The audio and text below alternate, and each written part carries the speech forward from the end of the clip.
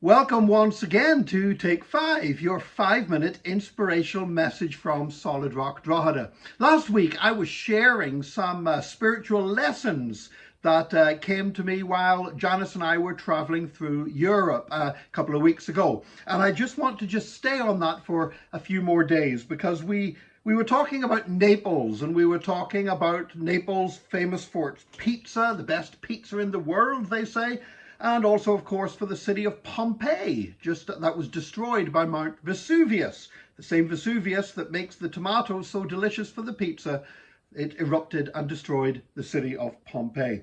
But Janice and I had somewhere else in mind when we visited Naples, and so we took a tour up the coast. Because as you travel up the coast from Naples, I mean, it is truly beautiful. It is stunning scenery. You have Sorrento, you have Positano, you have the Amalfi Coast, you have the island of Capri. I mean, it truly is some of the most beautiful scenery in the world. Incredibly beautiful, a sun-kissed landscape looking down over the cliffs down at the Mediterranean Sea below, houses and restaurants and hotels clinging to the edges of cliff faces, lemon groves where they grow the lemons for the famous limoncello liqueur that they make in that part of the world. Out on the sea, you can see the yachts of billionaires, these massive yachts, and traffic jams.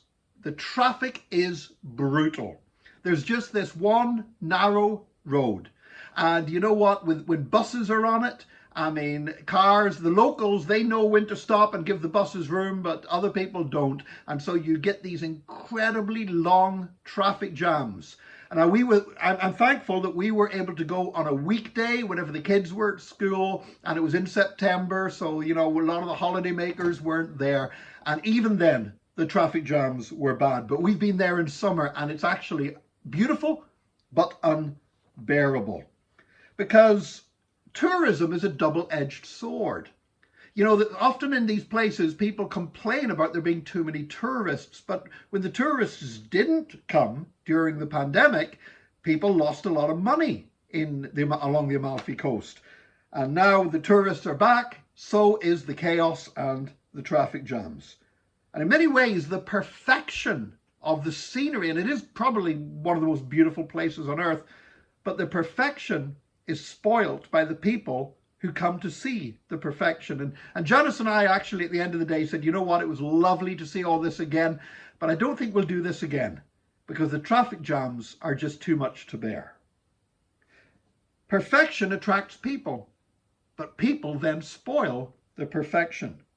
Which reminds me of a saying which is supposed to be attributed to the great preacher Charles Spurgeon, who said this: don't go searching for the perfect church. It doesn't exist.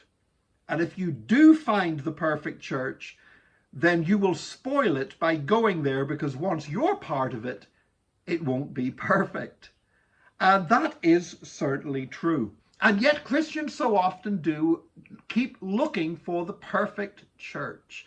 They go to one church for a while and then see something they don't like, so they try somewhere else and they think it's perfect for a while, and then the same thing happens, and so on. Now, there are legitimate reasons why we may leave one church and go to another. It could be if there's false doctrine being taught, or manipulative leadership, spiritual abuse. And sometimes distance. You know, if somebody moves to a new location. We found in our church in Drogheda that people will sometimes move to another part of the country. They say, no, I'm going to keep coming back. But, you know, and I know with the best will in the world, they're not going to make that long journey every single week. And we get people come to our church for the same reason. They were in a good church and somewhere else in Ireland, but they moved into our area. They end up coming to the Solid Rock Church. So there are legitimate reasons, and God might sometimes direct you to go to one church rather than another. But most people leave a church for more trivial reasons, because they fell out with somebody, because they discovered the church wasn't perfect. So just remember, no church is perfect. And like the Amalfi Coast, if there was a perfect church, there'd be so many people going to it with all their problems, it wouldn't be perfect for much longer.